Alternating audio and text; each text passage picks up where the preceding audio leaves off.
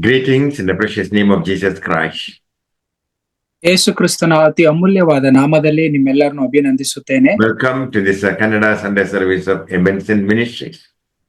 ಈ ಎಬೆನೆನ್ಸ್ ಮಿನಿಸ್ಟ್ರಿಯ ಕನ್ನಡ ಆರಾಧನಾ ಕೂಟಕ್ಕೆ ನಿಮ್ಮೆಲ್ಲರನ್ನು ನಾನು ಸ್ವಾಗತಿಸುತ್ತೇನೆ. For today's meditation, let us turn to the Gospel according to Saint John, chapter 4, verse 34. ಈ ದಿನ ನಾವು ದೇವರ ವಾಕ್ಯ ಧ್ಯಾನ ಮಾಡೋದಕ್ಕೆ ಹೋಗೋಣ. ಯೋಹಾನ್ ಸುವಾರ್ತೆ 4ನೇ ಅಧ್ಯಾಯ 34ನೇ ವಚನ. Jesus said unto the disciples, My meat is to do the will of the Father that sent me, and to finish his work. ಇಲ್ಲಿ ಯೇಸು ತನ್ನ ಶಿಷ್ಯರಿಗೆ ನನ್ನನ್ನು ಕಳುಹಿಸಿದ ಆತನ ಚಿತ್ತದಂತೆ ಮಾಡಿ ಆತನ ಕೆಲಸವನ್ನು ಪೂರೈಸುವುದೇ ನನ್ನ ಆಹಾರ ಎಂದರು. The Samaritan woman was a sinful person.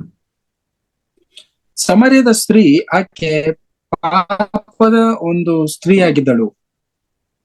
He knew about the Messiah and believed he would come.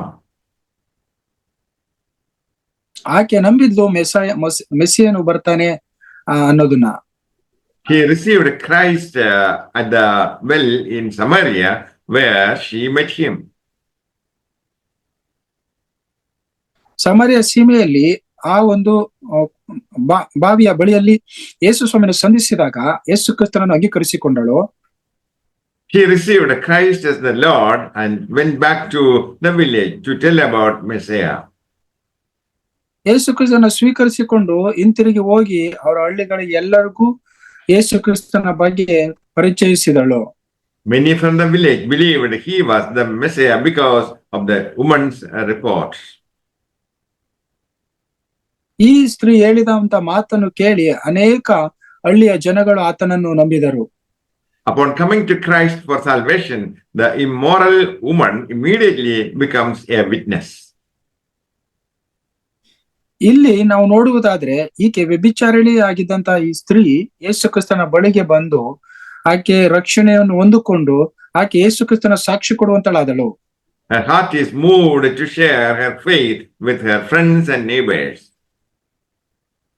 ಆಕೆ ಹೃದಯವು ಚಲಿಸಲ್ಪಡ್ತು ಆಕೆ ಸ್ನೇಹಿತರಿಗೂ ಮತ್ತು ಅಲ್ಲಿರುವಂತ ಹಳ್ಳಿ ಜನಗಳಿಗೂ ತಿಳಿಸುವುದಕ್ಕೆ.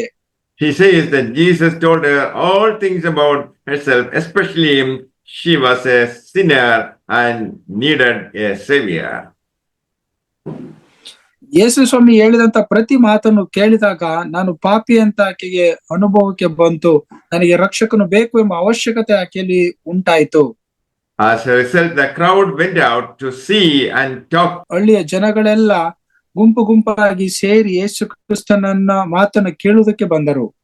He enlightened the disciples that the fields are already ripe up unto harvest. ಕೊಯ್ಲು ಈಗಾಗಲೇ ಬಂದಿದೆ, ಅದನ್ನು ಕುಯ್ಯುವುದು ತಡ ಮಾಡಬಾರದು, ಕುಯ್ಬೇಕು ಅಂತ. Holes out there are perishing right where you are. ನಾವೆಲ್ಲೆಲ್ಲ ಇದೀವೋ ಅಲ್ಲಿ ಆತ್ಮಗಳು ಹೆಚ್ಚಾಗಿ ಇದ್ದಾವೆ. Jesus' disciples had not sowed the seed. All they needed to do was harvest the crop.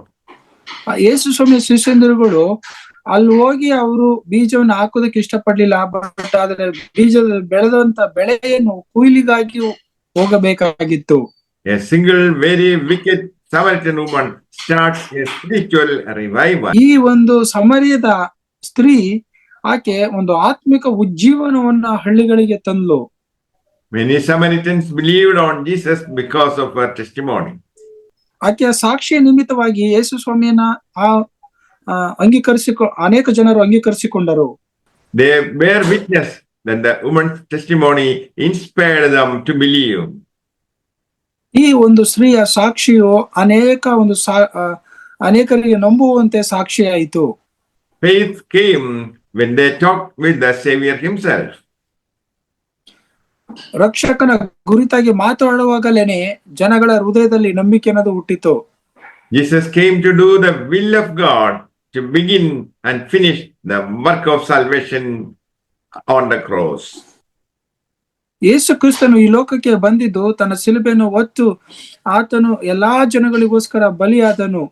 ಆತನ ಬಲಿದಾನದಿಂದಲೇ ಅನೇಕರಿಗೆ ರಕ್ಷಣೆಯನ್ನು ಉಂಟು ಮಾಡಿದನು. He came to seek and save that which is lost. ಯಾವುದು ಕೆಟ್ಟು ಹೋಗಿದೆಯೋ ಅದನ್ನ ಹುಡುಕಿ ರಕ್ಷಿಸುವುದಕ್ಕಾಗಿ ಆತನು ಬಂದನು. He was rescuing lost souls. ನಶಿಸುವ ಆತ್ಮಗಳನ್ನು ಆತನು ರಕ್ಷಿಸಿದನು. People are deceived and destroyed because they are not considering the eternal destiny. ಜನಗಳು ನಾನಾ ಬಾಧೆಗಳಲ್ಲಿ ಮಾರ್ಗಗಳನ್ನು ಹಿಡಿದು ಹೋದ್ರು, ಯಾಕೆಂದ್ರೆ ಅವರು ನಿತ್ಯತ್ವಕ್ಕೆ ವಿರುದ್ಧ ಒಂದು ಗುರುತು ಅವರಿಗೆ ಇಲ್ಲದಿರುವ ನಿಮಿತ್ತವಾಗಿ ಜನಗಳು ತಪ್ಪಾದ ದಾರಿಯಲ್ಲಿ ಹೋದ್ರು. Jesus is rejoiced in seeing people being saved. ಯೇಸು ಕ್ರಿಸ್ತರು ಆತ್ಮಗಳು ರಕ್ಷಿಸಲ್ಪಟ್ಟಾಗ ಅವರು ಸಂತೋಷಿಸಲ್ಪಟ್ಟರು. There is satisfaction in doing the will of God more than eating a meal. ನಾವು ತಿನ್ನುವ ಆಹಾರಕ್ಕಿಂತಲೂ ಸಹ ದೇವರ ಚಿತ್ತ ನೆರವೇರಿಸುವುದು ಅತಿ ಮುಖ್ಯವಾದದಂತ, ಅದು ನಮ್ಮನ್ನ ತೃಪ್ತಿಪಡಿಸಿದೆ ಅಂತ ಯೇಸು ಸ್ವಾಮಿ ಹೇಳಿದ್ದಾರೆ. So Jesus told the disciples that he had food which the disciples did not understand. ನಾನು ಈಗಾಗಲೇ ಆಹಾರ ತಿಂದಿನಿ ಅಂತ ಯೇಸು ಸ್ವಾಮಿ ಶಿಷ್ಯಂದ್ರಿಗೆ ಹೇಳಿದ್ರು, ಆದ್ರೆ ಶಿಷ್ಯಂದ್ರು ಅದನ್ನ ಅರ್ಥ ಮಾಡಿಕೊಳ್ಳಲಿಲ್ಲ ಏನು ಅನ್ನೋದು. May the Lord bless you all with these words. Amen. ವಾಕ್ಯದ ಮೂಲಕ ಕರ್ತ ನಿಮ್ಮನ್ನು ಆಶೀರ್ವದಿಸಲಿ. ಆಮೇನ್.